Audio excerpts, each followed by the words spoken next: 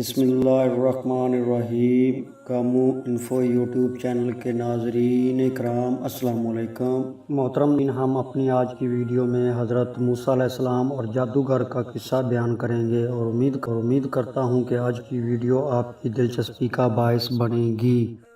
پیارے دوستو، آپ نے ملک مصر کا نام ضرور پڑھا ہوگا۔ اس ملک پر ایک زمانے میں چرواہے بادشاہوں کی حکومت تھی۔ یہ لوگ اصل میں شام فلسطین کے رہنے والے تھے اور ان کا پیشہ گلہ بانی تھا۔ جب مصر خانہ جنگی کا شکار ہو رہا تھا تو ان لوگوں نے حالات سے فائدہ اٹھا کر مصر پر قبضہ کر لیا اور وہاں پر اپنی حکومت قائم کر لی۔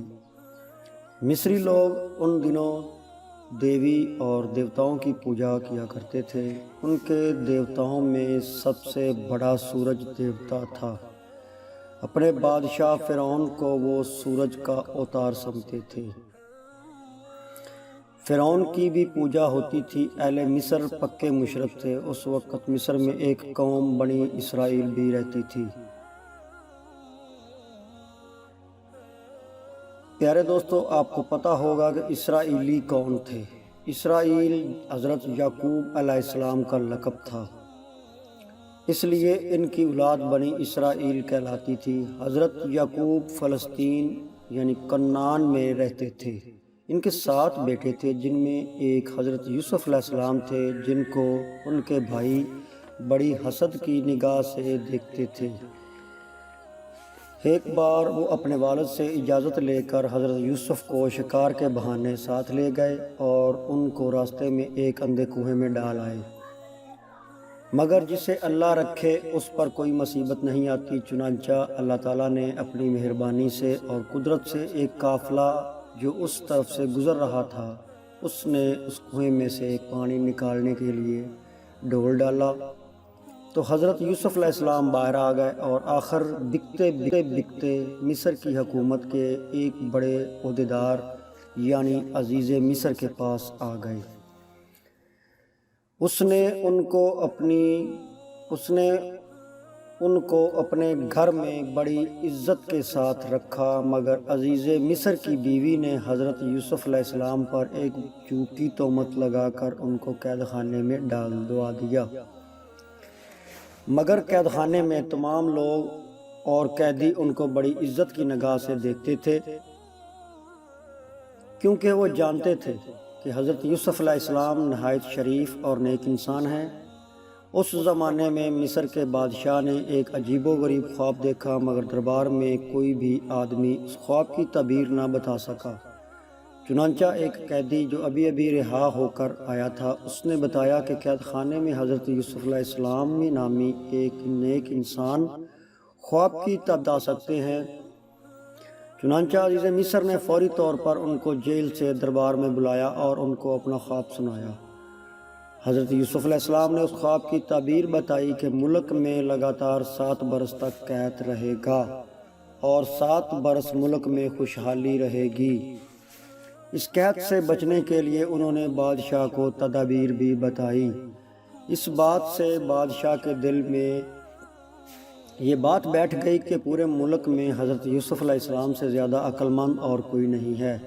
اسے یہ بھی معلوم ہو گیا کہ وہ بالکل بے قصور ہیں اور انہیں ناحق ہی قید کر رکھا ہے۔ چنانچہ اس کے فرمان کے مطابق انہیں رہا کر کے بڑی عزت اور احترام کے ساتھ دربار میں اعلیٰ عہدہ پیش کیا گیا۔ حضرت یوسف علیہ السلام کے آسن انتظام کی بدولت قحط کے 7 سالوں میں بھی مصر میں اپنے غلے کی فراوانی رہی، بلکہ ہمسایہ ملکوں کو بھی سستے بہاؤ غلہ فراہم کیا گیا۔ حضرت یوسف علیہ السلام کے بھائی بھی کئی بار غلہ لینے کے لیے کنعان سے مصر آئے۔ اس کے بعد حضرت یوسف علیہ السلام نے اپنے پورے خاندان کو مصر بلا لیا۔ ان دنوں مصر کا امیز تھا۔ تو پیارے دوستو، اس پایا تخت کے کھنڈر قاہرہ کے جنوب میں کوئی 14 میل کے فاصلے پر ابھی بھی پائے جاتے ہیں۔ حضرت یوسف علیہ السلام نے اپنے خاندان کو شاہ مصر کے مشورے سے پایا تخت کے شمال کی طرف ایک سرسبز شاداب علاقے میں جس کا نام جشم تھا بسا دیا۔ تو پیارے ناظرین، آپ کو یہاں پر بتاتے چلیں کہ اہل مصر پکے مشرک تھے، مگر بنی اسرائیل اس دین کے پیروکار تھے جو انہیں حضرت ابراہیم علیہ السلام سے ورثے میں ملا تھا۔ وہ ایک خدا کی عبادت کرتے تھے، خدا کے رسول کی اطاعت کرتے تھے اور اس بات پر یقین رکھتے تھے کہ ایک روز خدا کے حضور حاضر ہو کر دنیا کی زندگی کے اعمال کا حساب دینا پڑے گا، اور جو جیسا کرے گا ویسا ہی بھرے گا۔ آپ دوسرے الفاظ میں یہ سمجھ لیں کہ بنی اسرائیل گویا اس زمانے کے مسلمان تھے اور مصری کافر اور مشرک۔ تو ناظرین اکرام، آپ کو آج کی ہماری ویڈیو کیسی لگی اس کے بارے میں آپ اپنی رائے کا اظہار کمنٹس باکس میں کریں، اور اگر آپ کو یہ ویڈیو اچھی لگی ہو تو اس کو آگے اپنے دوستوں میں شیئر کریں، اور میرے گامو انفو کے چینل کو سبسکرائب بھی کر لیں اور ساتھ میں لگے بیل آئیکن کو پریس کریں تاکہ آپ کو آنے والی نئی ویڈیو کی نوٹیفیکیشن سب سے پہلے مل سکے۔ اللہ حافظ۔